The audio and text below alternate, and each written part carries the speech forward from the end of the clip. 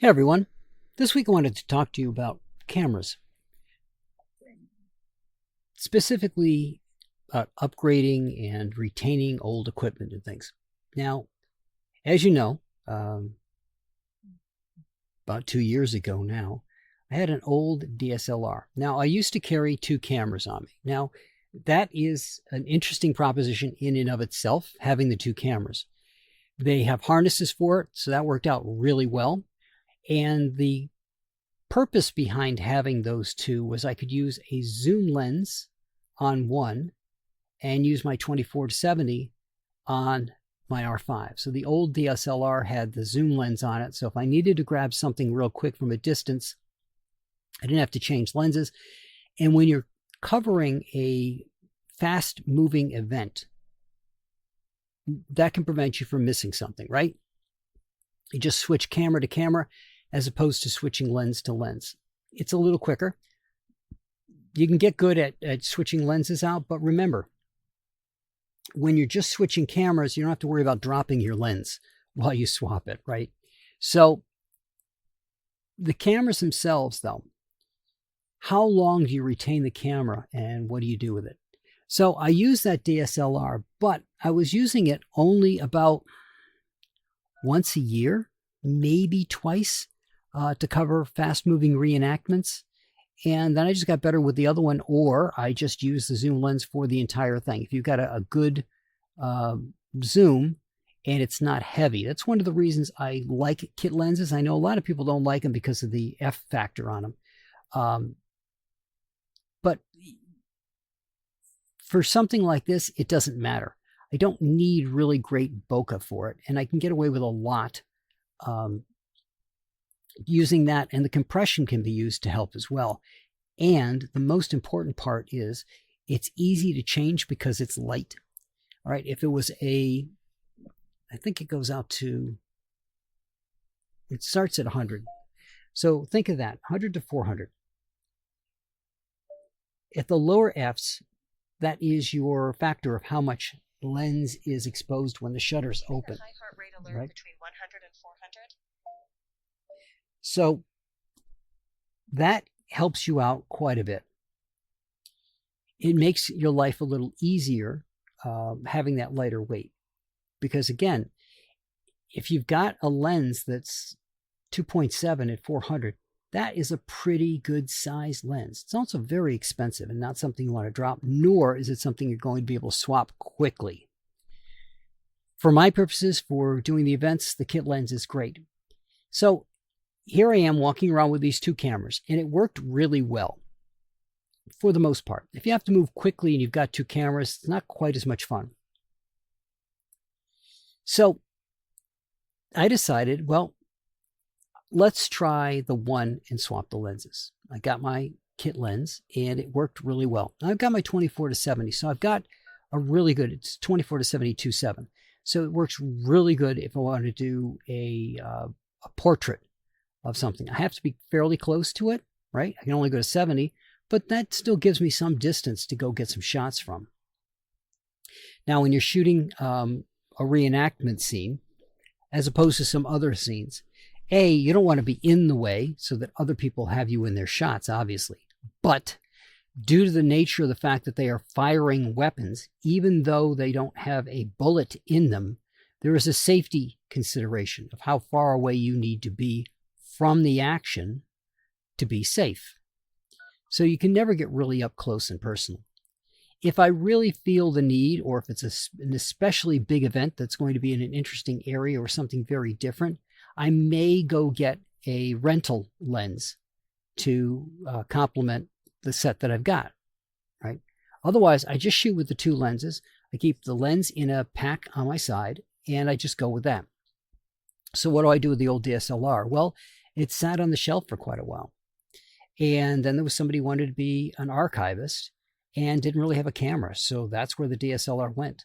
And I knew once she had a camera, a real digital camera in hand, as opposed to using her phone, it would be used for a lot more. So the zoom lens and the other kit lenses that I had all went to her. Now, the stuff that I had on there was all kit. So let's not think that I had a camera on my hip with a 400-2.7. Now, it was all kit lenses on it to begin with.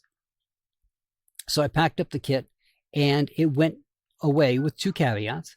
One, that it could take in to get cleaned because it had been cleaned in a while. And two, that if the time came where it was sitting on a shelf, that it go to somebody else, so somebody else can enjoy the DSLR. That thing is probably going to last another 20 years.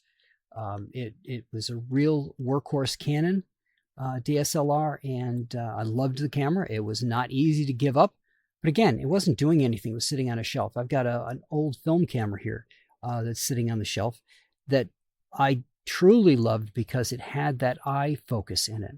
That's one thing I do miss. The film camera, when I got it, my whole reason for getting it was that it would focus where your eye was looking, and you train it, etc. But it did a great job where I looked at a particular spot, it would focus on that spot. That saves you a ton of time when you're doing event work. I don't have that right now, but I'm relying on things like the focus and being able to move it, or the eye focus. If I'm actually doing a portrait and I want that crisp bokeh, I'm using the 2470. I'm going to put it into eye mode so that it focuses in on the eye, and I get that really sweet, soft bokeh around everything. But again, if you got something, you could go rent it if you want to upgrade. But a lot of people, I guess, because the market seems to be flooded with used cameras, will turn in a camera when the new version comes out, right? I've got an R5, an R5 Mark II comes out. Some people will just immediately get rid of their R5 and go get an R5 Mark II.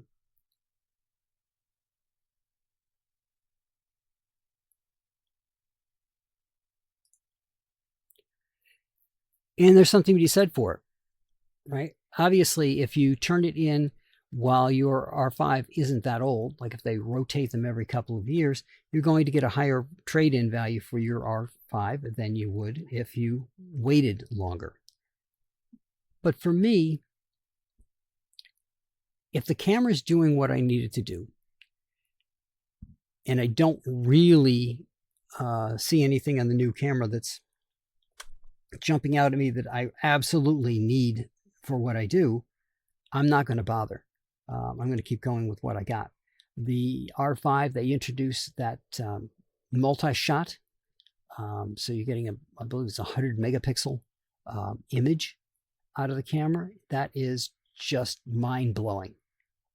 It's obviously you're not taking it with a single shot, but it does roll things out and has to be stabilized in order to work, and takes multiple pictures using the stabilization technology in the camera to take those other pictures and merge it all together into one.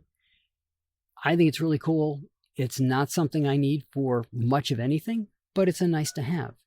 And I went with the 45 megapixel, the R1. I couldn't justify the additional cost, nor the drop in megapixel. I like to have the higher megapixels. If the R1 was at the same price point and had been a higher megapixel camera, I might have gone for it. But I've had my R5 now for a few years. It's doing a great job. It's in good repair. I don't have to worry about it. And that's the other thing. I don't have anything. If you stay within the line of the camera that you've got, you usually don't have to worry about a learning curve, right? The menuing systems might have more options, but the way you go through the menus and where things are located is the same from camera to camera. So that makes things easier. But for me, I've got a camera that does what I need it to do. It handles the work that I need to handle, and I don't need to have the two. Like I said, two was neat. It was kind of fun to have and kind of not. Having the second camera, there's a whole bunch of logistical things. Having a camera on both hips that you have to deal with. The primary one being, even though I had it cabled off, so if you're putting a camera on a harness of some kind, you're probably a good idea if you actually find another way to connect it as well as a backup, just in case whatever clip you put in place breaks. You're not going to lose your camera. And I had both cameras set up that way. I had these metal loops. It's a metal wire loop with a screw end to it. Had those hooked up on both sides, because as soon as you're using one camera, both hands are on one camera. The other camera is now hanging free. You can't catch it if something goes wrong because you got the other camera in hand. So you've got to make sure that you got it anchored properly. And again, every time you move with that other camera just hanging there, it's bouncing against you. So it's okay. But if you can get away with a single camera, my opinion, for the event that you're doing, go for it. If you're shooting a more sedate, planned, let's put it this way, a planned event, like a wedding, where you know what you're going to be shooting next and where everybody is going to be, then that's great. Reenactment events are more or less choreographed, so you have a feel for how it's going to go, but that doesn't mean it's always going to go exactly to plan. Weddings are a little more controlled things. Ball games, a little bit more control to that as well. There are some things that could go differently, and there's some things you've got to grab really quick. So there, I would highly recommend, depending on where you are, a really, really good quality zoom lens. And if you look at the Photographer's Row, that's what they've got. They've got expensive glass on their cameras, so that they can capture the action wherever it happens on the field. But for most of us photographers who are doing professional work, the events that we're doing are much closer to where we are. We don't have quite as many cordoned off spots, although you do with reenactments usually. And so you can get a little closer to the action. But get what works best for you. And if a kit lens is going to work for you, get a kit lens. The advantage of a kit lens too is if something happens to it, they're less expensive to replace. Still put them on your insurance just in case, because you don't want to be caught short, like being between payments on a job or something like that and having your equipment break where you have to go to another job and now you've got to rent something out of pocket until you can get whatever it is replaced. So keep that in mind with your cameras.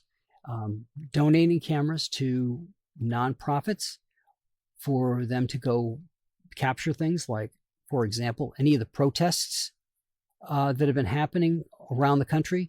I am sure that those groups would love to have extra camera equipment on hand so they can capture the event, or have more hands to capture the event. Cell phones are great for what they do, but there's nothing better than a good digital camera to capture those events quickly and to be able to post them afterwards. And there's a whole bunch of things you could do with a digital camera that you just can't do with a cell phone. That said, there's also schools and photography programs and things like that to help the next generation of photographers. When I was going through school,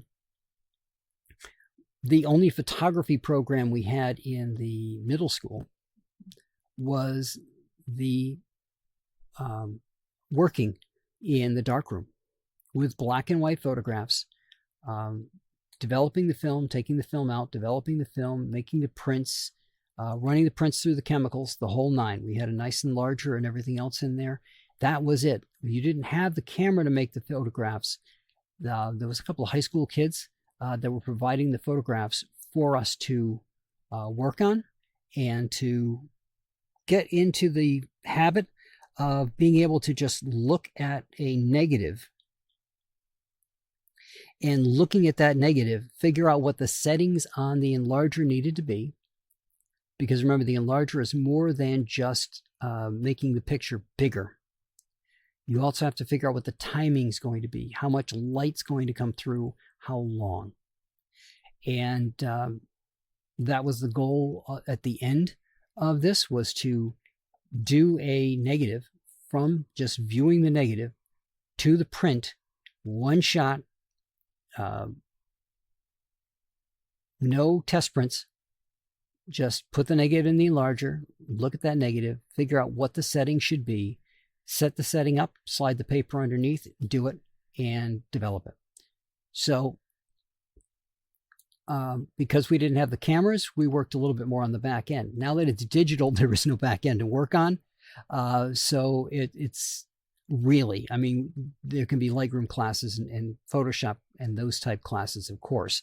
But having the students be able to go out and take the photographs is a much more rewarding experience, and it allows them to make mistakes in a completely protected environment. They're not having to go to a client and saying, I didn't really realize, but these are too washed out and I can't fix them.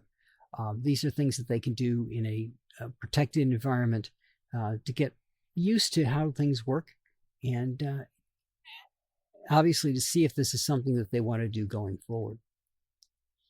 So again, bear that in mind. If you've got the money to upgrade the cameras and there's a reason to, then go ahead.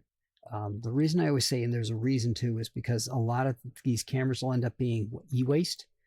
There's no point for that. Them going someplace where they can have a good second life, especially if it's someplace that it makes the camera accessible to somebody who otherwise could not have gotten it. I'm very much in favor of, so we can train up that next generation of photographers to take over and capture the stories of the life around them when we aren't around to do it anymore. So that's what I got for you guys this week. I will talk to you all next week.